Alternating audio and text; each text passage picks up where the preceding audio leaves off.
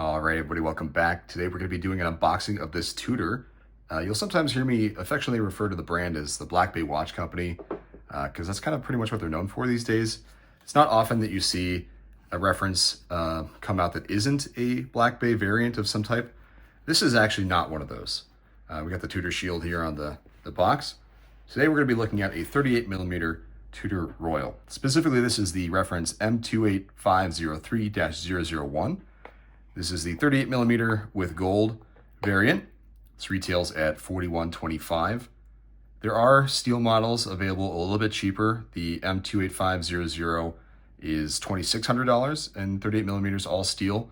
You can also step up to 41mm for the M28603. This is a watch I paid $1,700 for. This is a 2021 model. This is a used watch. The reason I bought this one is I don't have any two-tone watches. This is a really good looking two-tone. And there's not many references out there today that look quite like this watch. This is clearly inspired by the 90s Oysterquartz, the 17013, which even today used is like a $6,000 watch if you go on Chrono 24 or wherever. I would argue that it's the best two-tone watch on the market, which isn't saying much. There's not a ton of two-tone watches out there these days.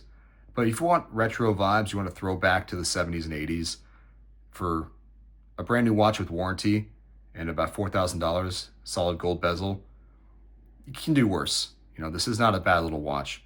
So looks-wise, this watch is an absolute stunner. Got the sunburst dial. We've got this really nice set of gold hands. The Roman numerals have gold applied to them as well, which is a nice departure from what I've seen on the older Rolex Oysterquartz. A lot of them have black Roman numerals with the gold bezel and everything, which is totally fine. I think that look is awesome as well. But it's a nice touch on this watch to have everything kind of tie together. Size-wise on this watch, 38mm is perfect for me.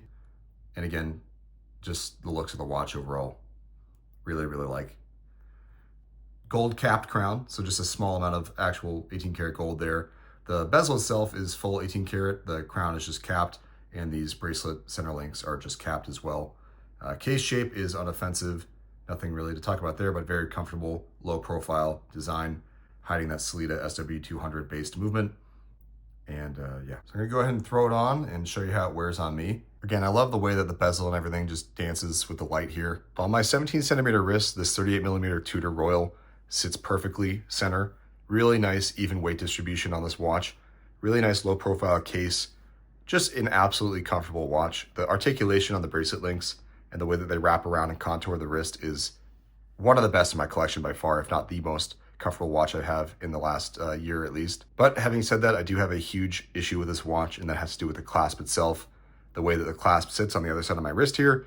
While the watch head sits really nicely and is perfect from this angle, I'm going to demonstrate to you what the issue is with the bracelet and how I intend to potentially resolve that. I usually like to have quite a bit less links on the 6 o'clock side, just the way that my wrist is shaped and the size of my wrist, which is about 17 centimeters. I typically go quite a bit less here. I would probably want to remove about 2 of these links and move them to the other side. Something about the way that this watch is designed, the bracelet is just not sizing right for me, and I'll show you how it wears. There's actually kind of a big issue there. But yeah, there's no more removable links left for me on the 6 o'clock side. But I think it's worth noting that on my wrist, which is a pretty average size wrist, I'm having an issue with the sizing. So standard fare, low profile, super nice. Not unlike a lot of other Tudor clasps. You'll notice that the clasp is sitting nice in the center here on my wrist, but when I turn the watch is not. And when I get the watch head centered, the clasp is no longer centered. And in fact, it actually is doing some interesting things here on the bracelet. So the clasp ends up all the way over on the other side of my wrist here and makes the bracelet stick out quite a bit. So for sure, I'm definitely having some sizing issues with this. I really do love the way that the watch wears. 38mm should be the ideal size for my size wrist. And yet I'm having an issue here with the bracelet that might require me to actually remove some permanent links. And that's exactly what you want to hear when you drop $4,000 on a new watch, is that you're going to have to hammer out and destroy 2 or potentially more permanent links. So consider that. All right, update time. The big issue I had with this watch was that there were not enough links on the 6 o'clock side to remove. And I kind of just assumed that this last one with the screw pin here needed to be there to attach the clasp to the bracelet. We're going to try removing that, and we're going to pull this spring bar here out of this clasp to see if I can just attach it directly to, the next link, basically. That was a solution I found online that maybe will prevent me from having to destroy a permanent link. We'll see. So yeah, let's get started on that. Alrighty, so I did end up getting that last little screw link out of the 6 o'clock side here, so you'll notice that's no longer present. I pulled this little spring bar out and just put it right back on the last final permanent link there. And let's take a look and see if that solved our problem. So far, seems like the problem has been, for the most part, solved, and it did not need to do permanent damage to the watch in order to fix it.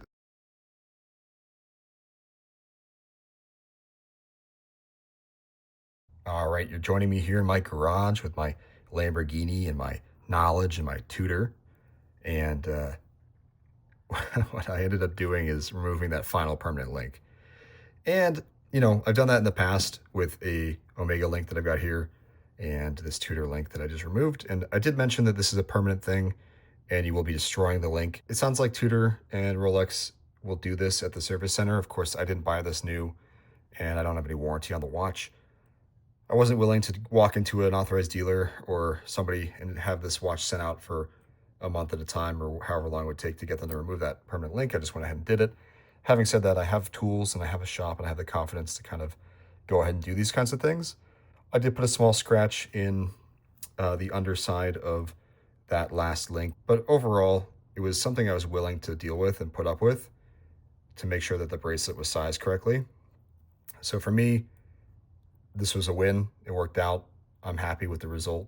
I don't recommend that you guys tackle this on your own. I actually ended up having to take a small drill and even hollow out this little link here because it was just slightly too small for the spring bar there on the safety clasp. I couldn't get it through, so I ended up having to take this little drill, and anyway, it was a lot of work. All I'm trying to say. Definitely not an easy task to get this thing sized right. Quite the ordeal for me, but it's done. And I guess tomorrow, when I have this thing out in the natural light, I'll take another video and I'll show you how it wears. I think we're going to be a lot happier with how it turned out. All right, so it is the next day, and I've officially changed the permanent link out on this bracelet, and you can now see that the clasp sits perfectly centered on my wrist here. I will do my best to demonstrate on video the differences here, but you'll notice that it is no longer pressing out here on the side, and I'm no longer having an issue with the overall placement here. The watch is now perfectly balanced as expected, and I did remove that permanent link as I discussed previously, as well as that last kind of screw pin link as well. So overall, when I got the last of the 6 o'clock side links out, I ended up having to remove 2 more, which is exactly what I expected I'd have to do. But I'm very, very happy that I did. This watch wears absolutely perfectly now. So I'd say if you have a similar size wrist, or if traditionally you find yourself having to remove links from this side, you might want to talk to the Tudor boutique or a Rolex service center if you buy this watch and have them just go ahead and remove that permanent link, that last permanent link there, because it has completely changed the way the watch wears for me. And now this went from a watch that I might not keep to one that I am not going to let leave the collection, because this watch just fits so nicely now and is so comfortable. That was so worth the effort for me to do that. I'm so glad I didn't give up on this watch and this bracelet. I was so disappointed to find out how it was wearing on me, and I really got kind of bummed out. I was so sure that I might end up having to sell this watch, but not the case. I just bit the bullet, removed that permanent link, which again, I don't recommend that you do at home. Please don't do that at home. You will probably destroy your watch. I've even done some damage to it as well, but we're not going to talk about that. I just love the way the watch wears, and for me, it's staying in the collection. So what do you guys think? Was it worth the effort on a watch like this, or is this just an ugly stepchild in Tudor's collection that should be discontinued? Is the two-tone too gaudy? Would you rather have a black bay? What do you think? Let me know in the comments below, and I'll see you guys in the next one.